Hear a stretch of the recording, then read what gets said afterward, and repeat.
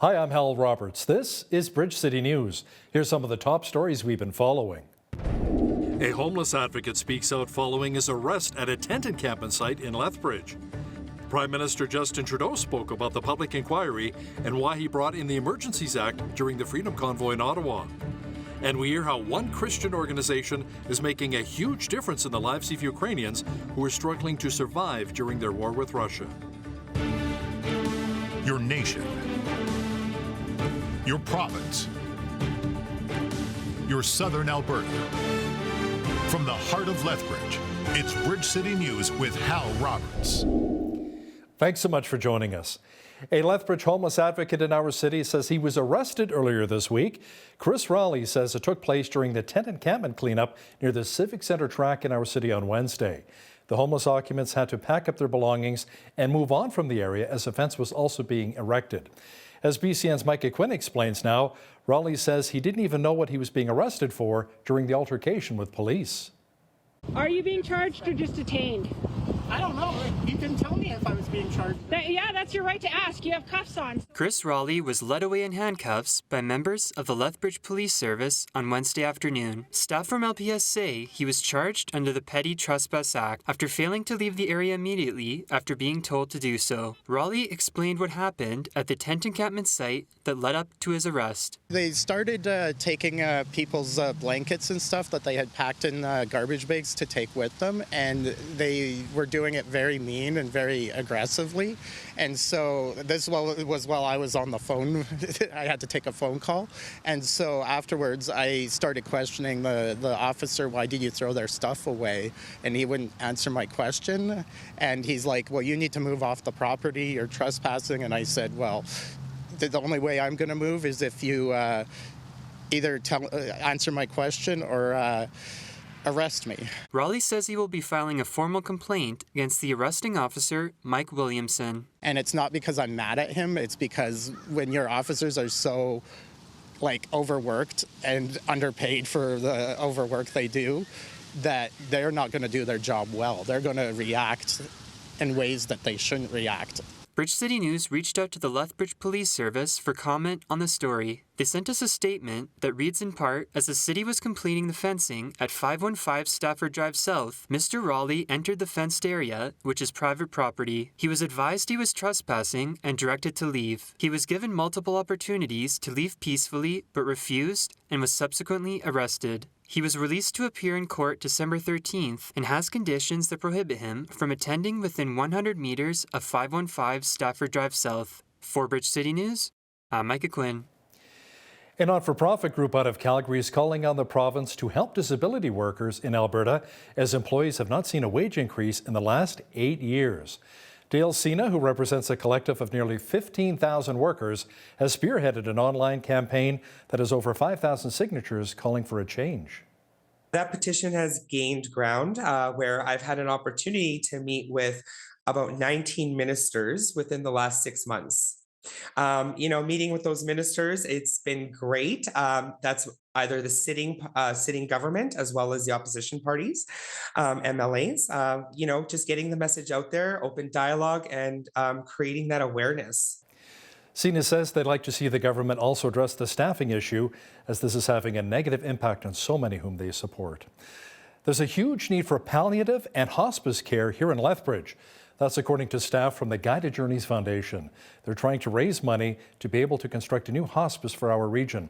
Kinga Zentner, the president and founder of the group, says they're hosting a gala on November the 26th to raise additional funds for the potential facility. She says the hospice would not only serve Lethbridge, but all of Alberta. And our hospice isn't just going to serve Lethbridge, it's going to serve southern Alberta down. So to the BC border all the way to the Sweetgrass, our nearest hospice is Okotoks. We do have 10 palliative beds available at St. Mike's, but they are not a freestanding hospice. So in southern Alberta, there is no hospice at all. So it is a huge need, especially if we look at our population for 300,000 in southern Alberta, to have 10 beds. That's a scary, scary statistic and number to work with. Zentner says they've also been working with government officials to try and find land for the potential hospice here in Lethbridge. Well, it was nice to be up to double-digit plus temperatures again here in southwestern Alberta, even with the huge wind that we experienced. Jeanette Rocher is in now with an early peek at the forecast. Jeanette, a nice-looking weekend is also shaping up. It is, Hal. These double-digit temperatures are going to be sticking around all weekend with mainly sunny skies. And you know what else is going to be sticking around? The wind. So overnight, we're looking at winds from the west at 60 to 90 kilometers per hour. And then into Saturday, we're looking at those winds at about 60K with a high of 13, though, and mainly sunny skies. And those temperatures are going to get even warmer for Sunday and Monday. I'll be back later in the show to let you know how that's looking. Great. Thanks so much, Jeanette. National Geographic has released its list of 25 breathtaking places and experiences for the year 2023, and Alberta made the list. Natural landscapes of places such as Banff National Park and Athabasca Glacier are a must-see, but so is Riding on Stone Provincial Park. Alberta was noted by National Geographic as a leader of Indigenous tourism, in particular Riding on Stone by Milk River. The report says Alberta's Indigenous sites offer touchstones of the province's pre-European past, specifically calling out the visions and myths found in the rock carvings and paintings left on the sandstone formations of Riding on Stone Provincial Park. By the way, Riding on Stone was also designated a UNESCO World Heritage Site back in 2019. Well, it appears as though our province's crop producers are showing a lot of resiliency despite some dry growing conditions and the rising costs of farm inputs. Alberta's final crop report of 2022 indicated that there were much higher yields, about 10% above the 5-year average. Dave Bishop farms west of Barons, Alberta. He's also the director of Alberta Wheat. Bishop says for the most part, farmers were able to cash in this harvest season. The quality is great. Most of the province had some very good crops. Our little area wasn't as good as the rest of the province. We were below average in our area, but overall in the province, yes, it's above average crop. The one good thing is way better yield than last year, and the quality has been really good too. Barley's been one of the big ones. Wheat, not quite as much, but it's doing very well too. Canola prices are good. The yields on canola, I think, I wouldn't be surprised if they revise the yields for the province on canola, because I've been hearing not as good a yields as what they were reporting, but and we'll find out later. So, but yeah, cereals did very well. And pulses, I should say that too. The peas did very well too. According to the Alberta Crop Report, around 99% of all crops have been harvested in Alberta, which is 2 to 3 weeks ahead of the 5-year average. Well, Halloween is coming up on Monday night, and Alberta RCMP are offering tips and tricks on how to keep our kids safe while they're out trick-or-treating. Sergeant Darren Turnbull with the Traffic Division of the RCMP has some suggestions.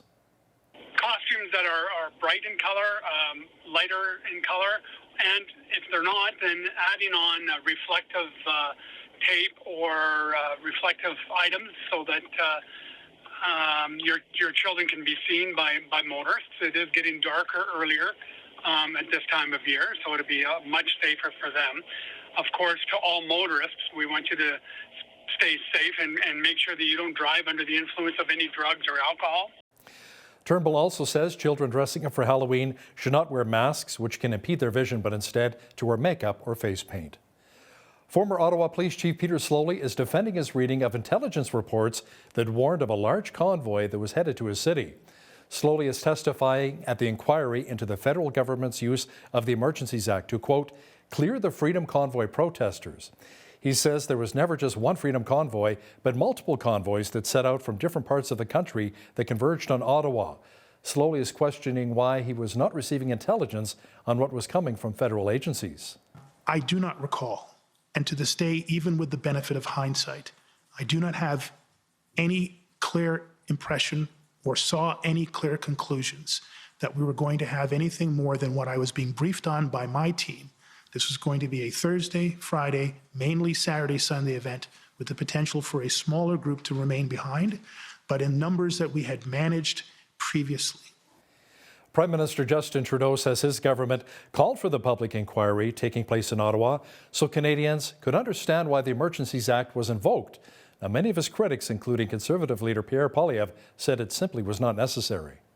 We called this inquiry so that Canadians could see exactly why it was needed to invoke the Emergencies Act and how, when we invoked it in a way that was responsible, limited, and targeted on solving the problem as quickly as possible.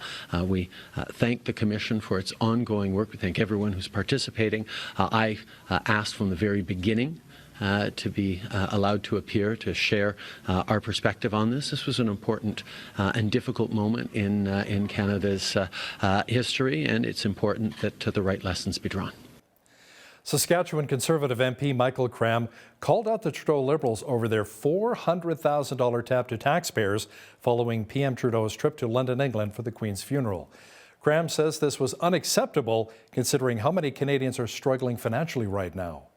People in Regina, Wascana, and Canadians across the country are having trouble making their mortgage payments.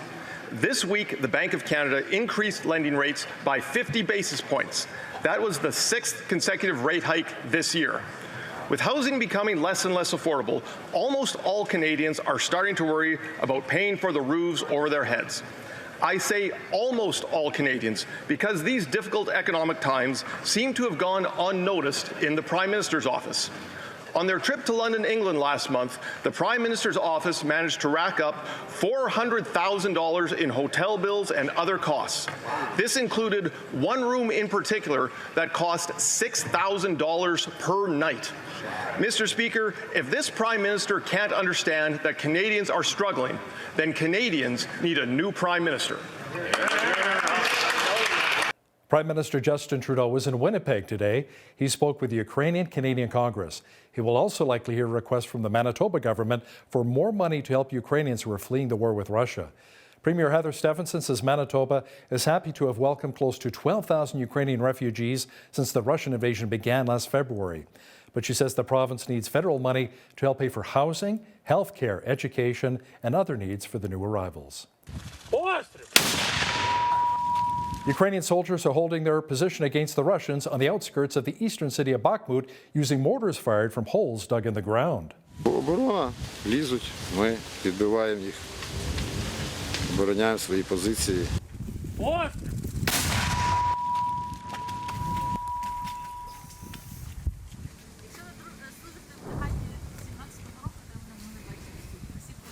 А не Україна.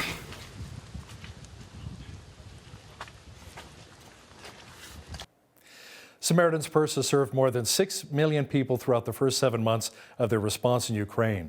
They've distributed over 33,000 metric tons of food. Their water systems and newly constructed freshwater wells, meanwhile, have provided more than 15 million liters of water to Ukrainians. The Christian Relief Agency is transitioning from disaster response to ongoing relief efforts in the war-torn country.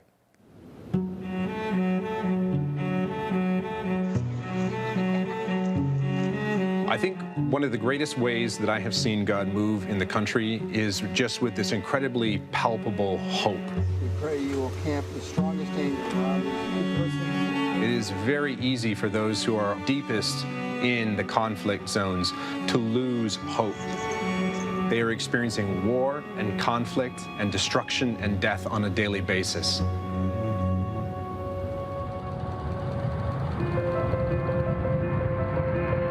When Samaritan's Purse responds to a disaster, we oftentimes stand up a DART, Disaster Assistance Response Team. For the first part of any response, then that is the primary modality that we use. That is what we did in Ukraine. And now we are transitioning from that initial emergency response into a longer-term country office. From a long-term perspective, we are currently engaged in water, sanitation, and hygiene programming. We're engaged in providing food in the conflict zones. We're providing all of the necessary medical care to many displaced peoples, all sorts of different shelter programming to prepare the country for winter. The primary focus that we have is to address the needs that arise. So even though we may be setting up long-term programs from a basic framework perspective, we will remain flexible in ensuring that we're able to address the needs that come up. Now some of the greater needs that we see are actually inside of what we call the red zone. So inside of the areas that are dangerous, where the conflict is continuing to rage, there are people who have remained, people who are not moving, people who are in danger on a daily basis. We have a network of hundreds of local church partners here in Ukraine that are able to extend the influence and the programming of Samaritan's Purse out into the furthest reaches of the country. This is their communities, and their ability to come out of them to us and actually getting it into the hands of those who are suffering behind those lines is something that we think is going to have a profound impact on the hope that is felt by those Ukrainians, that they know that they have not been abandoned, that they know that the love of Christ is there no matter what is happening around them. This is a powerful thing. It's planting seeds for the harvest later. We do not know exactly what that is going to look like as the months and the years go on. But our duty, our job is to come here, speak the word of Christ, and how God continues to work here and develop that is something that we're excited to see. At least 42 people have died and 16 others were still missing after flash floods and landslides hit the southern Philippines today. Most of the victims were swept away by rampaging floodwaters and drowned, or were hit by debris-filled mudslides in 3 towns. The unusually intense rains were triggered by a tropical storm, which was expected to slam into the country's eastern coast with full force this weekend. The devastating storm is the 16th to hit the Philippines so far this year. Praying for the people of Philippines and Ukraine. Not a lot of rain here in southwestern Alberta. It's been warm and dry so far, and not a bad weekend is shaping up either. A full look at the weather picture is coming up.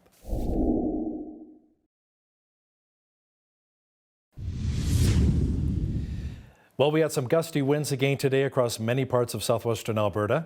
Jeanette Rocher is in now with all of the weather details. Jeanette, fortunately, they were fairly warm gusty winds, and it appears as though a mild weekend is shaping up.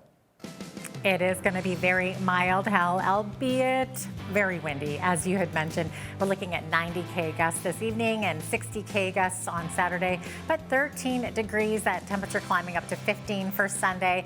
Monday, Halloween, sunshine, 16 degrees, although windy that day as well, and increasing clouds throughout the evening for our trick-or-treaters. Into Tuesday, as soon as we begin November, look what happens. It's like the temperature just goes straight down to 4 degrees, expecting rain and snow, and then also snow for the 2nd of November, which is next Wednesday. -1 the high only, and then up to 8 for Thursday, which is the 3rd of November. So November seemed to be coming in like a lamb, or like a lion rather. October going out like a lamb. Yeah, it's a strange fall, that's for sure. Average high for this time of year, 10 degrees, average low, -3, 23. That was our high temperature on this day back in 1944. And in 1991, we had the chilliest, and whoa, was it chilly. Look at that, -26 is what it was. 8:13 was when the sun rose this morning. Our sunset this evening, 6:17, giving us 10 hours and 4 minutes of daylight, getting shorter and shorter by the day. Victoria, looking at a 30% chance of showers tomorrow, 12 degrees the high, 40% chance of showers in Vancouver tomorrow with a high of 11 degrees.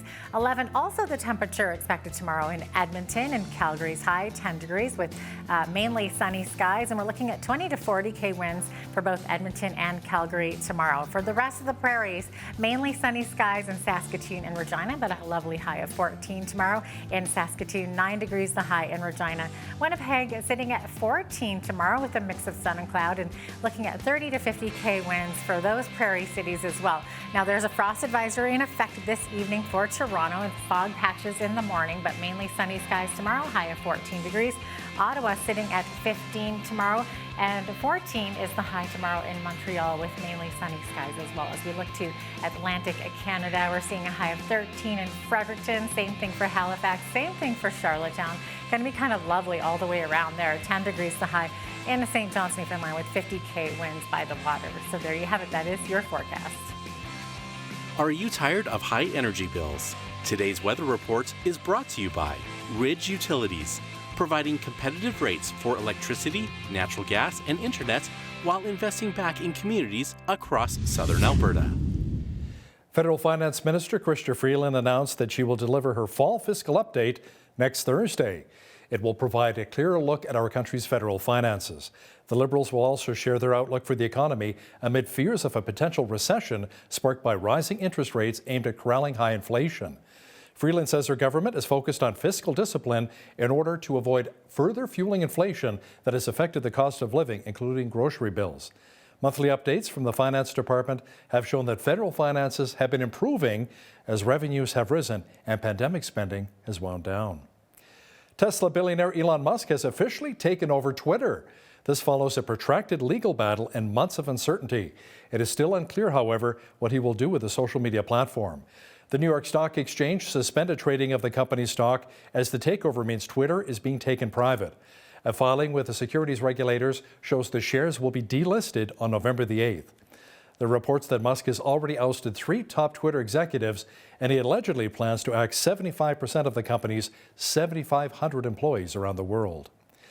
Chick-fil-A, a popular American fast food chain, will be coming to Alberta soon. It's all part of a massive expansion where 20 new restaurants will be opening in Canada. Trevor Lewington from Economic Development Lethbridge says it's a sign of confidence in the local economy, and some of the local restaurants may get some serious competition soon. Anytime a new brand like a Chick-fil-A comes to a country or to a region or to a city, it's kind of exciting because it's new and people are interested in that. It also forces existing people in the market to maybe get a bit more creative because there's a new competitor. So that's always good for consumers. I think it's important to remember that many local franchises are in fact locally owned, right? So even though it's a national banner like some of the big marquee restaurants that we're familiar with, they're local business owners that employ local people and are spending locally in the economy. So franchises aren't necessarily a dirty word, but it does mean that if you're a local business and you've got another competitor, you've got to be a bit more creative and you've got to maybe think about how you're approaching your business or how you're approaching your market. Now, Lewington also referred to Target, which had a short stint in Canada. He says not all major franchises make it here in the Canadian market.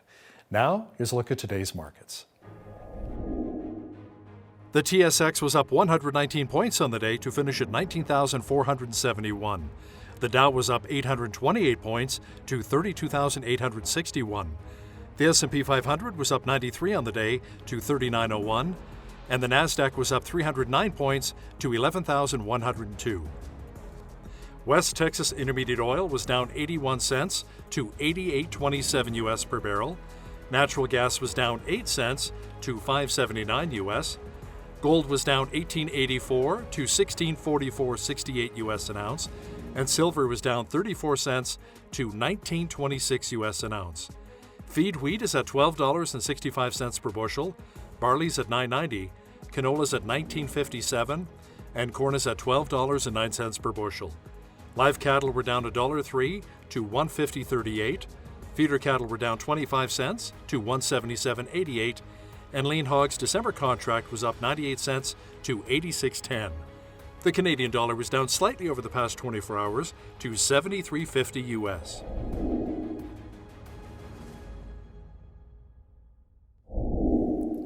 Recapping one of our top stories, former Ottawa Police Chief Peter Slowly is defending his reading of intelligence reports that warned of a large convoy that was headed to his city. Slowly is testifying at the inquiry into the federal government's use of the Emergencies Act. He says there was never just one Freedom Convoy, but multiple convoys that set out from different parts of the country and converged when they arrived in Ottawa. There are creative ways that large Canadian companies are helping much smaller startups to succeed in the very competitive tech sector. Doug Holt from Alberta Innovates will have details for us in just a moment. Listen, if you see news happening in your community, be sure to send us an email at info@bridgecitynews.ca. We'd love to hear from you. Here's today's Bridge City News community calendar. All are invited to attend the Lethbridge Community Band Society's Ghosts, Goblins, and Good Music on Saturday, October 29th at 2 p.m. at College Drive Community Church. Featuring the Silver Band with special guest the Medicine Hat Andante Band, you'll hear favorite Halloween-themed music. Concert goers are encouraged to wear costumes, and candy will be available for all to enjoy. Tickets are $15 and can be purchased at eventbrite.ca with a limited amount available for purchase at the door. High school band students and children under 12 can enter for free. Fort Whoop Up is bringing Spooky back with their family-friendly Spooktober event taking place October 29th and 30th from 1 to 5 p.m. Enjoy an afternoon of creating spooky crafts, live blacksmithing, fun games, Halloween candy, and more. Registration is required, Fort admission prices applies, and membership holders can enter for free. For details and to register, visit galtmuseum.com. And that's today's Bridge City News community calendar.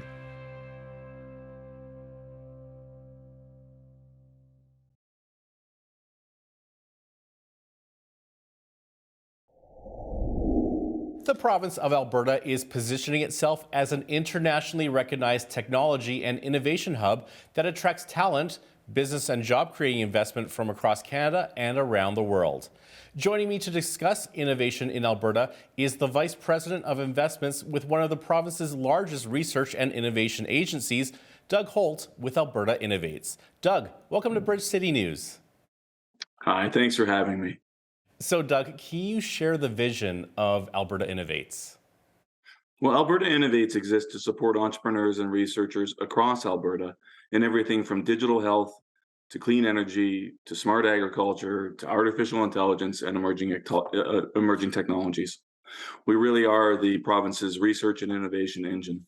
We help companies drive new ideas forward and that we believe will help support the economy and create new jobs. And can you just tell us what the intent of the Scale Up and Grow programs is? The Scale Up Gap program was the product of a couple of years of research. And in Alberta, like Canada, we have a Scale Up Gap. And that means that half of all startups only survive 5 years. Only 1% of small firms become mid-size. And only 2% of mid-size firms become large. So, this becomes a problem because these mid-sized firms, these ones that are scaling, these are our revenue creators, these are our job creators. And so it behooves us to try and address this issue. And that's what we're trying to do through the Scale Up Gap program. In Alberta specifically, small firms employ 9 in every 10 private sector workers. Wow. Which is above the Canadian average. And so it becomes even more imperative in Alberta that we're looking at this. We figured the best way to do this was to let's bring in some folks who know how to do this. And so we brought in some accelerators from the US, from Silicon Valley. We partnered with Prairie Scan, with the Opportunity Calgary Investment Fund, with Edmonton Unlimited, and at the time, Jobs, Economy and Innovation, to put together a funding package to the tune of $35 million to attract these accelerators, bring them to the province. And it really is an unparalleled effort that there's nothing else quite like it in the country. And so you're talking about these participants. What criteria is used to select them? Well, we purposely selected accelerators that have different business models and different focus areas. And so their criteria that they select based upon is it differs from accelerator to accelerator. So that's a tougher one to answer. No worries there. So typically, like, how many applications have you seen for these accelerator programs? Well, we've had over 150 graduates so far and over 500 applications. Wow. Yeah. And how many innovators usually make the cut for entrance into these programs? The mentor to company ratio is typically quite small, but it varies from accelerator to accelerator. It's not beneficial to the accelerator to have the group too big because they can't deliver the curriculum they want in the way they want. And so usually these groups they're fairly small. Now, in the opening of our interview, you listed like a plethora of different industries. Is there a sector that you would like to see participate that is currently underrepresented among the participants? No, not really. I think we're seeing good representation from a variety of different sectors. And so we're feeling quite comfortable with how it's being portrayed right now. Now, these all sound very interesting, all these accelerator programs, but one that caught our eye was Plug and Play. What can you tell us about this accelerator? It's a fascinating accelerator. So Plug and Play is they're global. They've got offices all over the globe, and what they do is they partner with large corporates.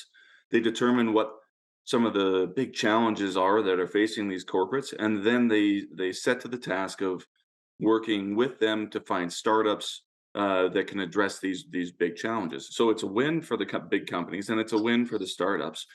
And why we thought it was so attractive was because it would give Alberta companies access to this global network. And it really is proving out to do that very, very well. They have 3 streams of support in Alberta around sustainability, health, and global acceleration. And can you share with us what kind of high-value ideas have come forward during these innovator programs? the basic notion that's coming out in the accelerators is teaching companies how to think bigger and think different. We are competing in a digital economy. We are not. This is no longer about gaining just market share in Alberta. You have to come with a global mindset and a global mandate and a global business model, and that's what the accelerators are bringing to these companies. It's really helping them expand their horizons. And are you seeing universities being involved with these accelerator programs? Yes, we are. The universities are, of course, our source of our greatest inventors. And there are some of our greatest research and opportunity that come out of the universities. So the accelerators are working with the universities, yeah. Okay, so we've talked a lot about technology, but sustainability, the Internet of Things, artificial intelligence are all very top of mind right now. Is there one of these topics that maybe is being seen more than others in the Alberta companies participating in these accelerator programs? Yeah, good question. One of the things I've noticed is that it's pretty difficult to predict where things are going to come from and where wins are going to come from. We're certainly seeing a lot of software as a service, SaaS applications come in a variety of different sectors. Artificial intelligence is a tool, right? It can be used to optimize and create efficiencies. And so it is sector agnostic in its application, and we're seeing AI, ML being used in a variety of different ways. IoT is popping up in the oil and gas sector and in other places. Certainly, Lethbridge College has some AR, VR expertise, and they're working with a number of different areas in industry to leverage that. So there's a lot of variety in the ecosystem, and it's difficult to tell where it's going to come from, where it's going to go, because it is a very dynamic and fluid beast. I'm glad you mentioned Lethbridge College because that kind of segues into my next question. What are you seeing popping up and emerging in southern Alberta? I know we've got lots of sunlight here. Maybe would it be more solar or wind, or is it something completely different? Well, certainly solar, wind are the renewables piece of it is important in southern Alberta. I was fortunate to live down in southern Alberta for a number of years in your fine city, and so I'm well aware of the wind potential in the city. But ag tech is a big piece down there, and so we have a whole digital ag group that we've put together. And in our digital ag team, they're looking at everything from vertical farming to greenhouses to crop production techniques, and southern Alberta is core to that strategy and very involved in that. And do you feel that these programs are on track to achieve the goals set out for the provincial government? Yeah, we do. We are in alignment with the Alberta Technology Innovation Strategy, and so we take our marching orders from the government in terms of that, and we believe we are in alignment with it. And you've talked about partnering with experts. And can you tell us about the collaborations and partnerships needed for these various programs?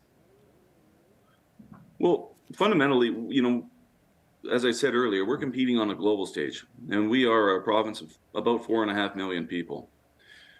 We're too small to be doing anything but collaborating, working together, and finding ways to make the pie bigger. It's better for companies to find these growth opportunities here in Alberta if they can do that, and it's better for employees. And 500 Global has a really interesting story. Can you share with us how their role has been so critical to the success of new technology companies here in Alberta? Sure. 500 Global is a venture capital firm that invests in founders building fast-growing technology companies. It focuses on markets where technology, innovation, and capital can unlock long-term value and drive economic growth. 500's curriculum that they deliver and the mentors that they choose is really, really core to their value proposition. They deliver it very, very well. And the graduates that come out of that program are polished and they have a very clear understanding of what their value proposition is and what their business model is. So do you have any feedback from companies in the program about how 500 Global has benefited their projects? Yeah, I routinely meet with the companies and talk to them and find out, how things are going. They have the feedback thus far has been very positive. And I believe the proof is going to be in the pudding in terms of the number of new customers gained, capital raised, things like that. And we're starting to see early indications of the impact of the accelerators program on those metrics in particular. So now let's talk about agriculture. The Thrive Canada Accelerator has a lot to do with agriculture. Can you share with us some of the benefits for Alberta's agriculture tech that has come out of this specific accelerator? Sure. SVG Thrive supports early stage companies across the agri-food value chain. Innovators in this accelerator are looking at automated greenhouses, vertical farming, livestock data sensors, bacteria detection by way of artificial intelligence, robotics to automate labor-intensive tasks, repetitive tasks, and lots of other great things. And you've touched on a few times about how Alberta is coming onto the world stage. How has this made Alberta companies stand out? I think certainly it's showcasing Alberta companies to a global network of companies, and they're seeing the talent and the opportunity that's here. By way of the press that we're also seeing that's coming here, we're seeing an influx of capital. Capital has wings, and capital will move to where the opportunities are. And Alberta is becoming known as an emerging tech opportunity that investors are looking towards. So I think there's a number of different factors there, from the broader geography, and that could have impacts from tourism or what have you, the tech economy growing and being known better, and then the influx of capital coming here. Now, what about cryptocurrency mining? I know there's an abundant energy in southern Alberta with wind and solar. Is that emerging here? It is, absolutely. We're seeing a number of companies taking advantage of that. The Western Canadian Sedimentary Basin is a gas basin, largely. And so there is a lot of opportunities to leverage natural gas as the feedstock for Bitcoin mining or cryptocurrency mining in general. So we are seeing that as an emerging trend, and there are opportunities there. You can look to places like Texas, for example, that have done similar things, and the impacts on GDP were material. So Alberta is looking at that, and there are a number of actors in the province that are actively pursuing that currently. And then what are the next steps for companies involved after their participation in the accelerators? After their participation in the accelerators, it depends where they are in the accelerators. If they were in the pre-accelerator program, we hope that they'll transition into one of the accelerators that are set up, like with the SVG or with Plug and Play or with 500 or with CSW, which is a social impact accelerator. If once they graduate from those accelerators, our hope is that really they're launch ready and they're ready to go into the economy, and they're ready to start taking advantage of what they've learned through the program. But that said, Alberta is also very, very unique in the fact that it does have Alberta Innovates as an entity, a crown corporation that provides a suite of programs designed to support entrepreneurs on their journey. So whether the companies need to, get support with business development, or they need to hire a CFO, or they need help in product development, or demonstrating a product, we have programs that can support these companies and help them move along their journey to create even further opportunities. So really, it's a friendly place for entrepreneurs in Alberta. Yeah. So Doug, that is all the time we have for today, but thank you so much for joining us today. You're very, very welcome. Have a great day. That was Doug Holt, Associate Vice President of Investments. He joined us from his office in Calgary.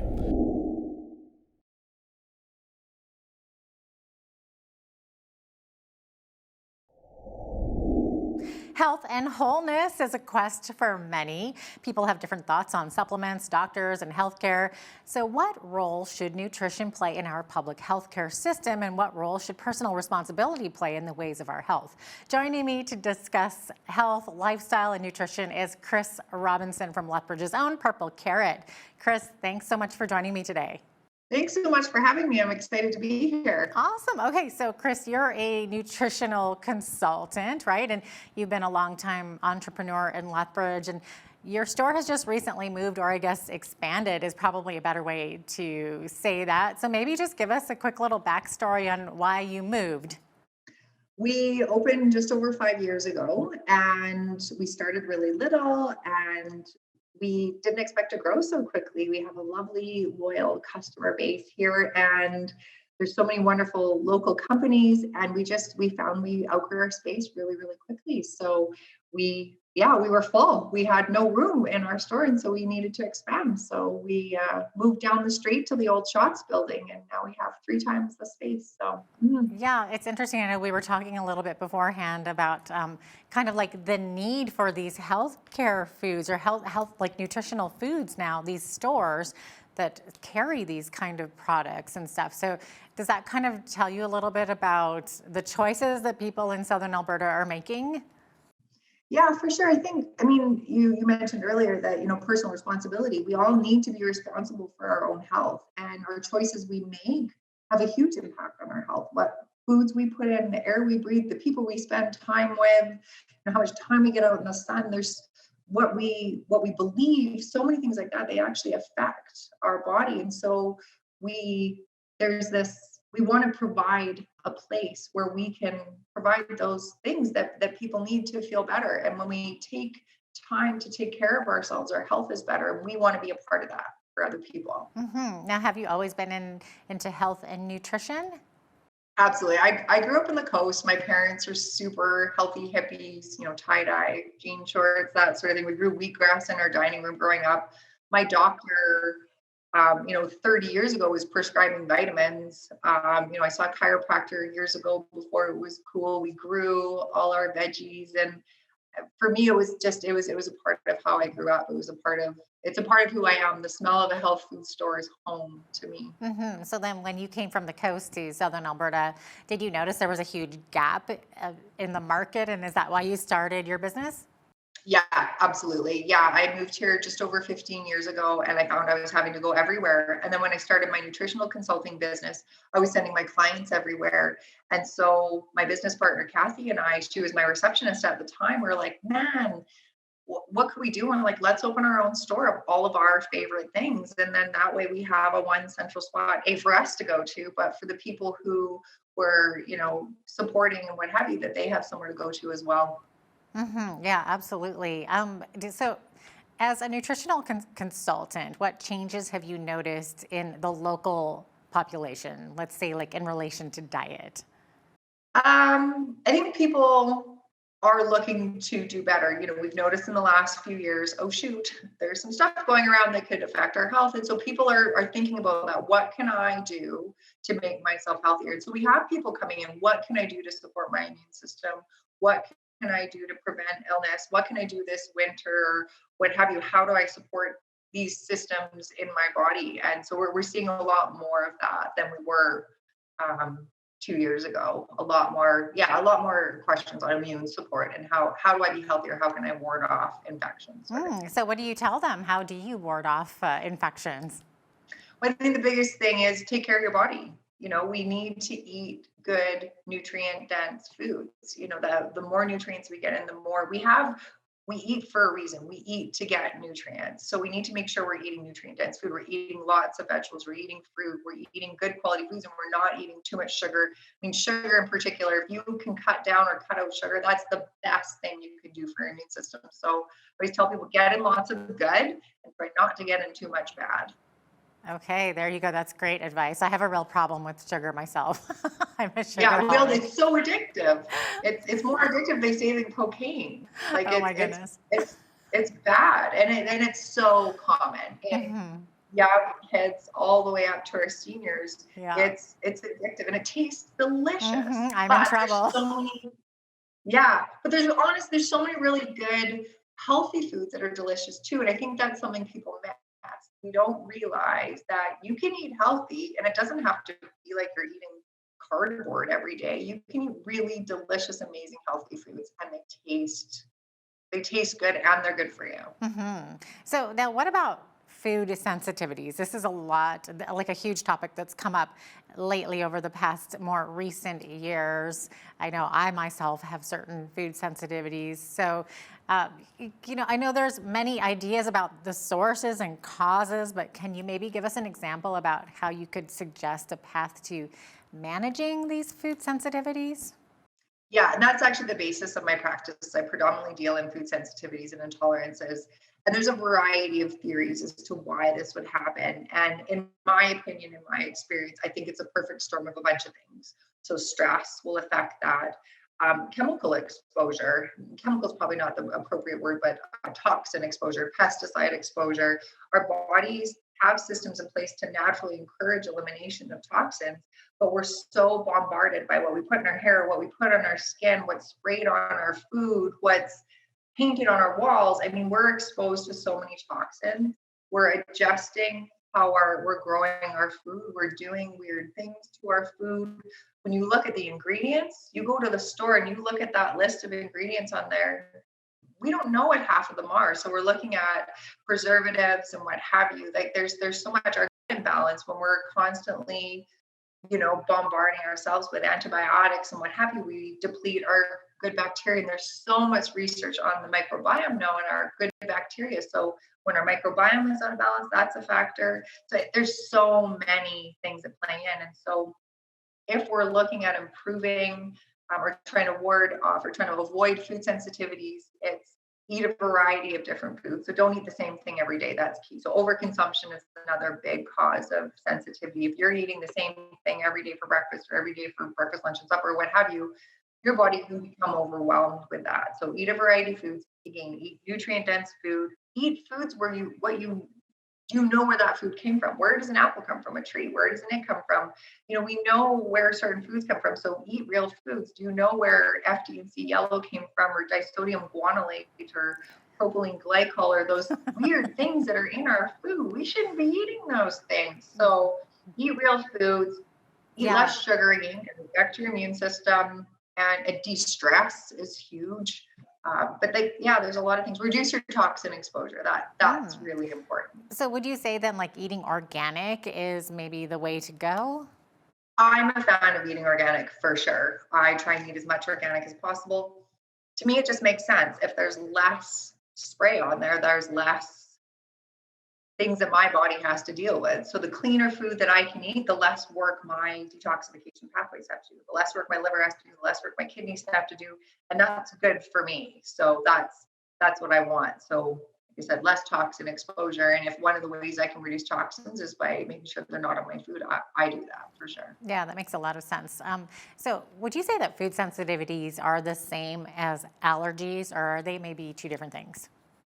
No, they're different. So like a true allergy, like a peanut allergy, is different than a food sensitivity or a food intolerance. And so depending on what practitioner you're seeing, so if you're seeing a doctor for allergies, they'll look for a particular antibody in your blood, or you can see a naturopath for a different blood work and they'll look for a different antibody, and that would be a food sensitivity or an intolerance. It's typically where we're not seeing something in the blood, but you're like, I know when I eat gluten, I feel crummy, but maybe your doctor says there's no allergy, or your naturopath says there's no sensitivity, but there's something going on there. And usually those intolerances are usually more when you're just not breaking down that food properly.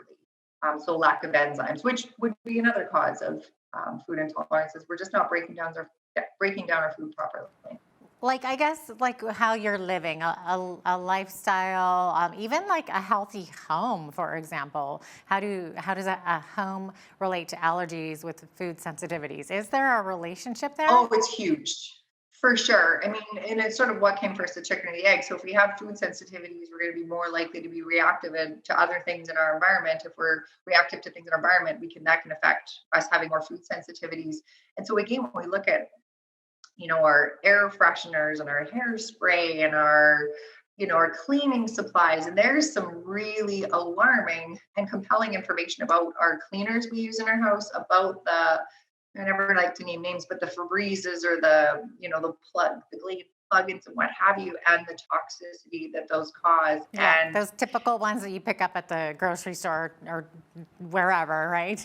Yeah, your body has to deal with that. Everything you breathe in, everything that touches your skin, everything that you're consuming, your body has to deal with that. Your liver has to deal with that. Your kidneys have to break that down.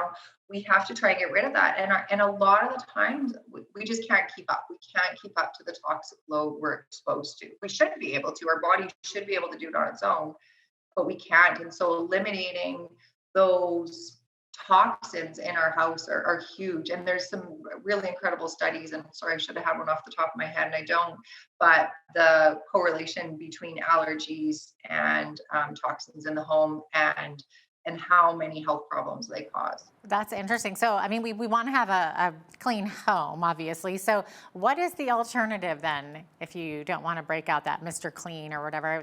I've heard that there's like organic products out there. Is that the way to go?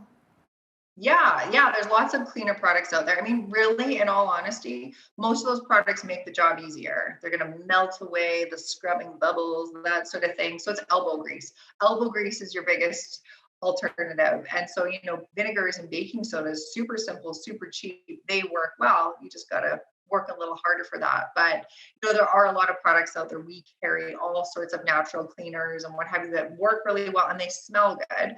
And they smell good from essential oils that are in there. So there's no toxic chemicals or what have you. So there's a lot of products that are out there, but you can use really simple things that you probably already have in your home that work really well, so long as you're willing to put a little muscle into it. Yeah, that's interesting. I'm going to give that a try. Maybe talk about the relationship between food choice and our emotional well-being, because we often think physical or physiological when it comes to food, but it can affect our moods and our emotions as well, and just everything mentally, right?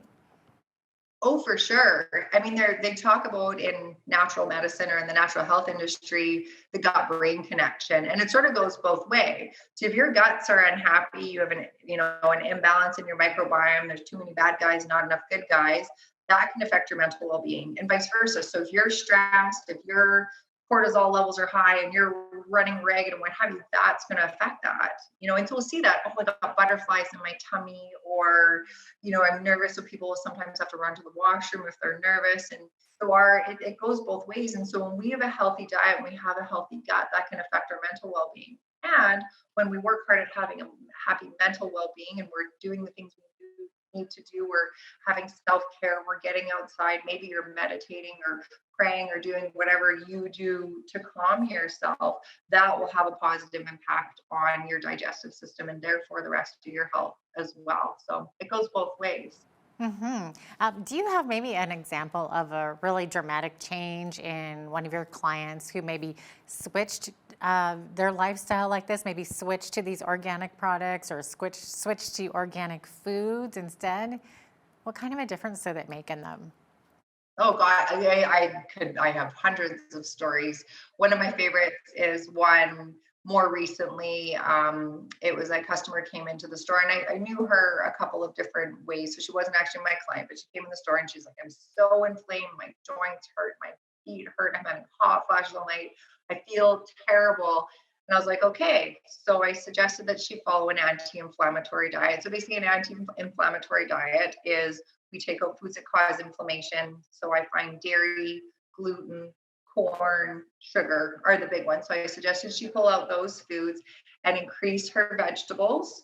And so then a week later, she emailed me and she's like, oh my gosh, this is so hard. This is terrible. I just want to eat marshmallows and s'mores and I go camping. That would have been the hardest week of my life to cut out. Like, Yeah, I mean, so I love popcorn. So like you have to eliminate corn and, of course, the carbs, the gluten, the sugar. Yeah. And so it was a lot. And so she was freaking out. I said, you can do this. Right now it's hard, but this is that emotional eating. You want to crave those foods, make you temporarily feel good. So stick through it. It's going to get easier, I promise. And then a week, maybe 2 weeks later, I see her walk in the store and she's walking towards me with this look on her face. And I was like, oh no, she's going to be so mad. And she was like, oh my gosh, I can't believe how good I feel. She's like, my joint pain is gone. I feel so amazing. I'm not having hot flash tonight. She's like, I feel so good. I can't even believe the difference. And then that's the way she just continues to eat because she feels so good that way, that she just, it's not worth it to eat the s'mores or the McDonald's or whatever it is she wanted to eat before. And that's the thing, it's hard at first, and we're emotional creatures. We emotionally eat. So when you make a dietary change to start, it's difficult. But if you can get past that and then you start seeing the benefits from it, it's so much easier to stick to it. And then it's worth it. Yeah, what a great example that is. I love that. It's an actual real life example. And it just goes to show you don't necessarily need those prescriptions. Sometimes it's just eliminating certain things that we're just consuming a lot of. That's amazing. Mm-hmm. Yeah, and again, it's our food.